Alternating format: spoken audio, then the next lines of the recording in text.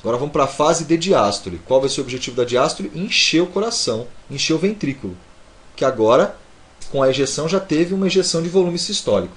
Eu preciso encher de novo o ventrículo e atingir o volume diastólico final. Ela começa com uma fase de relaxamento isovolumétrico. Muito bem. Quais são as duas fases, né? Quais são as fases da diástole ventricular? Nós temos relaxamento isovolumétrico. E essas três fases aqui, a gente poderia chamar de fases de enchimento. Então, a diástole ventricular é subdividida em relaxamento isovolumétrico e fases de enchimento. O enchimento tem três subfases, que são essas daqui. Quando começa o relaxamento, vejam, ó, terminou aqui a sístole, certo? As válvulas semilunares, aórtica e pulmonar, fecharam. As válvulas atrioventriculares também não estão fechadas? Então, novamente, na fase de relaxamento isovolumétrico, o ventrículo está isolado como câmara. Se a gente olhar lá embaixo no gráfico, durante a fase de relaxamento isovolumétrico, ó, o volume da câmara ventricular não diminui. Ele não muda. Por isso, isovolumétrico. O que está acontecendo? Lembra lá na contração isovolumétrica? Aumentou a tensão, mas o volume não mudou. Aí teve ejeção. Está tenso aqui o coração. Só que agora o que vai acontecer? Ele começa a relaxar. Ele faz, o volume da câmara ainda não mudou. É o que a gente vê lá no gráfico. Mas a tensão nas paredes do ventrículo já diminuiu.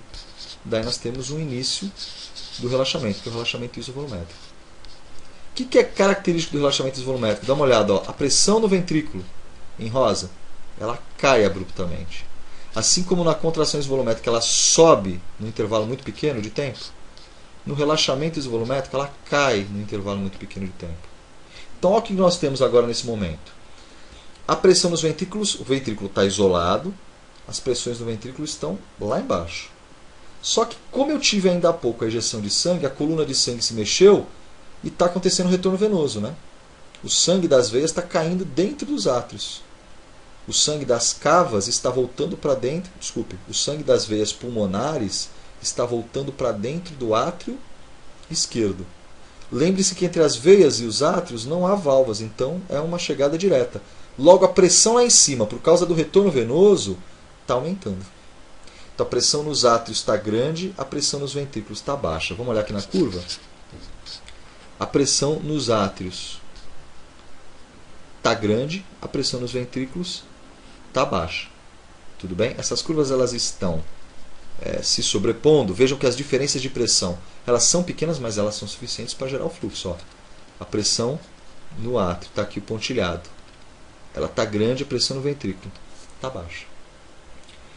O que vai acontecer então nesse momento? Por diferença de pressão, o sangue começa a passar dos átrios para os ventrículos. Então, o sangue que está no átrio com pressão alta empurra as válvulas atrioventriculares, especificamente a mitral ou bicúspide. A válvula abre, ela não opõe resistência e o sangue passa para o ventrículo. Então, começa aí uma fase de enchimento do ventrículo. Tudo bem? E aí, o ventrículo está em diástole e começa a relaxar. Então, o volume do ventrículo começa a aumentar.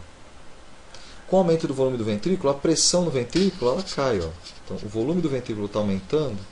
Olha a pressão no ventrículo, está caindo. Como é que está a pressão no átrio? Está mais alta. Então, vai ter uma passagem de sangue dos átrios para o ventrículo.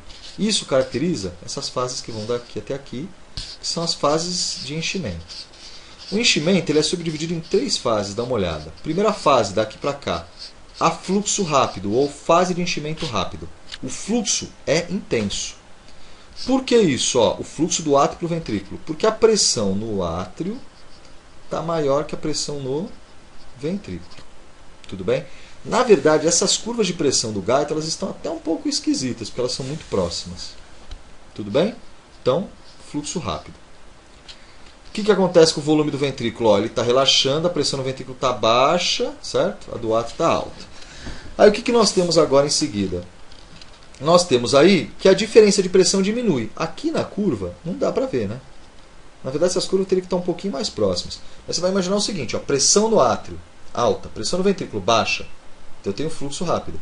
Só que como está saindo sangue do átrio, a pressão aqui cai. Como está entrando sangue no ventrículo, a pressão aqui tende a subir. Até o momento que a diferença diminui. Nesse momento, nós temos uma fase de diástase. Daqui para cá. Essa fase de diástase, o que é? Ou também chamada de fase de enchimento lento. É a fase onde a diferença de pressão atrioventricular diminuiu. No Guyton está meio difícil de ver isso aqui nas curvas.